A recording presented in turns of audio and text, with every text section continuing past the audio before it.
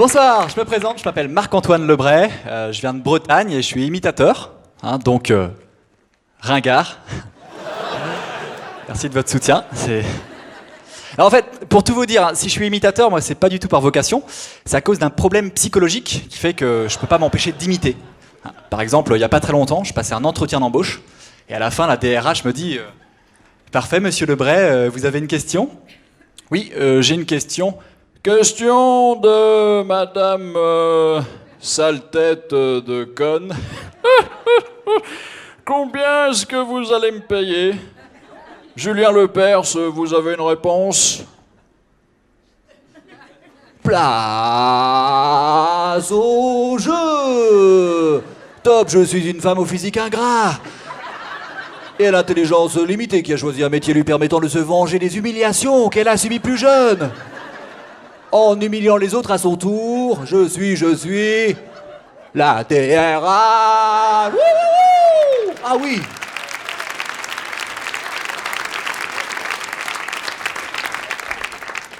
Oui. Ouais. La DRH qui se trouve en face de moi et qui va sûrement me proposer un salaire de merde. Un salaire de merde. Bonne réponse de Julien Lepers. J'ai pas eu le boulot. Non, ce problème peut vraiment me coûter cher. La dernière fois, je me suis fait arrêter par un gendarme. Donc je me gare et il me dit « Monsieur, vous auriez mieux fait de prendre le métro. Hein. Ah, vous avez grillé un feu et un stop. Bon, je vais vous faire les deux pour le même prix. Ça vous fera une bonne nouvelle. » Et là, bonne nouvelle, l'Inuité 9. La station a été ouverte en 1931 et tient son nom de l'église Notre-Dame de Bonne Nouvelle, qui fut édifiée en 1563. Donc là, le gendarme me dit « Attendez, monsieur, c'est de moi que vous vous moquez ?» Moqué, Guy Moquet, ligne 13, bus 31 et 41, station ouverte en 1911, avec le tronçon reliant Saint-Lazare et Port-Saint-Ouen. J'ai plus de permis. Non, heureusement quand même, ce problème psychologique m'a pas empêché de trouver une copine. Merci de votre enthousiasme. Et c'est vrai que ça a créé des problèmes dans ma vie de couple, notamment dernièrement, quand ma copine m'a demandé ce que je pensais d'une robe qu'elle venait d'acheter. Je lui dis, écoute chérie, je sais pas trop quoi dire sur ta robe. Moi, je suis pas Karl Lagerfeld. Non, je pense que c'est une abomination. C'est horrible. Et encore, le mot est faible pour désigner cette chose hideuse qui pendouille mollement sur tes épaules flasques et qui te donne l'air d'une truie déguisée en péripatéticienne bulgare, en peine de client.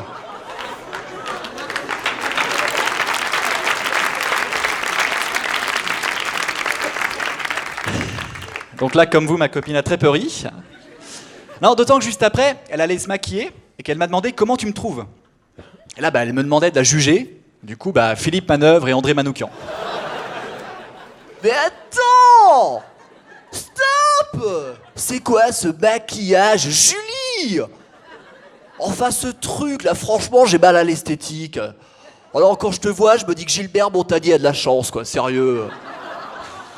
André, t'en penses quoi? En fait, ce que Philippe essaie de te dire avec ses mots à lui, c'est qu'en fait, Julie, t'es une sorte de lutin psychédélique, mais qu'aurait oublié de prendre sa poudre de perlimpinpin. En fait, Julie, t'es comme une perle dans une huître, mais il n'y a pas de perle.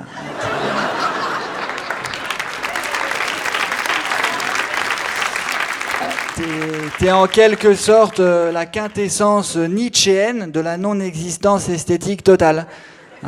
D'ailleurs, Kant disait quelque chose de très beau. Il disait que parfois le matin il faisait beau, et parfois non. Et toi, en fait, Julie, t'es l'après-midi. On sait pas trop. C'est ça, Philippe? Ouais, t'es maquillé comme le chanteur de Kiss. Donc là, ma copine m'a fait la gueule pendant une semaine. Donc pour me faire pardonner, j'ai accepté qu'on aille chez ses parents le dimanche. Sa mère avait fait un rôti de bœuf. Et justement, ma belle-mère me demande ce que j'en pense. Et là, Cyril Lignac. Belle maman, pour moi, votre plat. Il est pas gourmand. Il est pas croquant. Et moi, quand je suis pas gourmand, pas croquant, je suis pas content. Là. Il est, je sais pas comment dire, il est pas bon. Ah. Vous devriez ajouter une pelletée de piment d'Espelette. Ça sera toujours de la merde, mais au moins, ça sera de la merde au piment d'Espelette.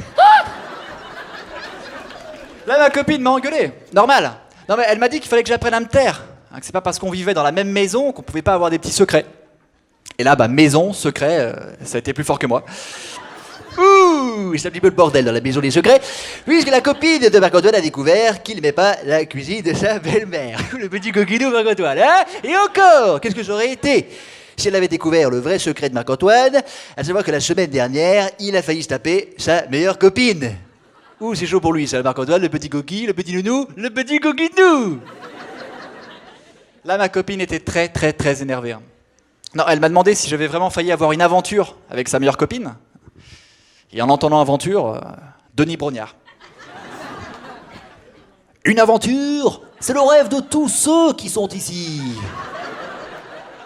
Marc-Antoine va-t-il succomber à l'épreuve de fidélité? La tribu de sa meuf va-t-elle l'éliminer à l'issue du conseil? Amis aventurière, le suspense est insoutenable. Bienvenue dans Coculanta.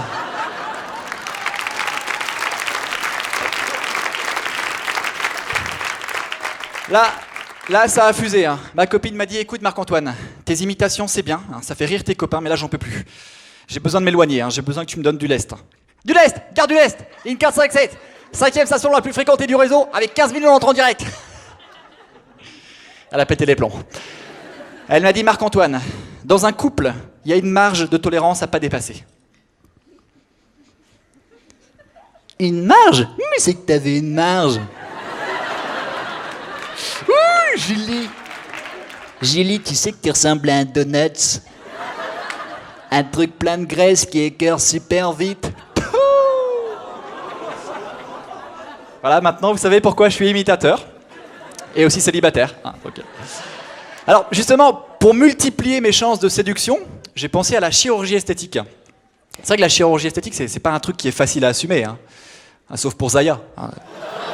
D'ailleurs, c'est Bigard hein, qui disait... Attends, Zaya, on a l'impression qu'elle est toute en plastique. Ou en cuir, même. Normal que plein de footballeurs aient envie de taper dedans. Attends, Zaya, elle est tellement cambrée que sa tête est en décalage horaire avec son fion. Pas même que des fois, elle arrive avec 5 minutes d'avance sur son cul, hein.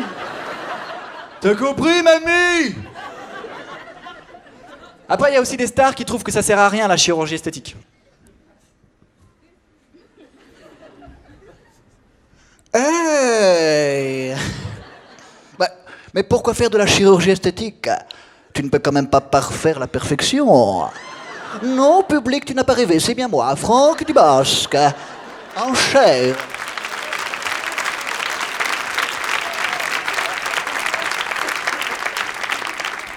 En os et en Jean-Claude. Superbe. Pour te dire, public, l'autre jour, je me suis inscrit sur le site de rencontre adoptamec.com. Mon profil a aussitôt fait exploser le serveur sous les demandes. Tu sais ce que j'ai dû faire, public, pour avoir moins de demandes? Obligé de mettre la photo de Brad Pitt. Non, je ne voudrais pas exagérer. Il n'y a pas que mon corps ou mon visage qui soit terriblement sexy, non. Il y a aussi ma voix. Vous savez ce que je dis à une femme après son 7e orgasme? Je lui dis, ne bouge pas bébé, j'arrive.